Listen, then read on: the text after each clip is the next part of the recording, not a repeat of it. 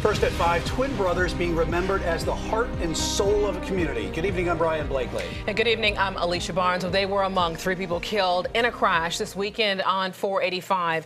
And troopers say a driver was impaired and going in the wrong direction when he crashed into the brothers' car. Near the University City Blvd exit is where this happened, and the 2 young men were very well known where they grew up in Rowan County. Queen City News reporter Derek Dellinger has spent the day in Salisbury hearing from those who knew them. And Derek, from what I understand, you spoke with the community that says that they raised them and that this really has hit everybody in that area very hard. What can you tell us?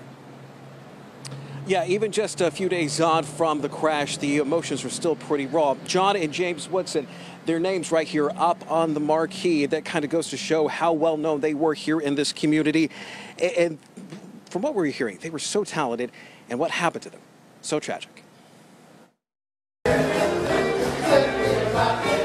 It was who they were and was what they so loved doing. This is a look at John and James Woodson, the 2 here in the front, in action. To say natural, it was inherent in them. I mean, if you ever saw them walking around, it wasn't just that they were upbeat, they were always dancing. Early Sunday morning, they were 2 of the 3 killed in a crash on 485 in Charlotte. Troopers say Robert Dunn from Kentucky was driving while impaired and was going the wrong way on the interstate when he hit them.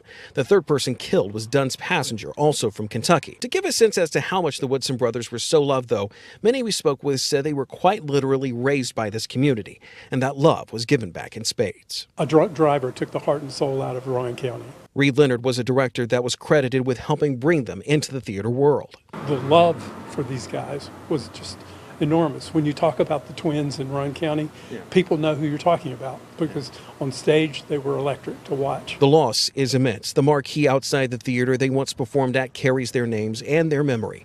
Those we spoke with also told us of the uniqueness of each of them. One funny, the other sarcastic, but they noted they did everything together. They were never pompous or they were never arrogant. They had every right to be because they were 2 of the most talented kids here, but they took everybody under their wing. Both are now gone, killed in an instant. 2 lives that had so much promise and so much love. These were the nicest, most talented people you would want to meet. I mean, that's the saddest part of the whole story was how talented these 2 guys were.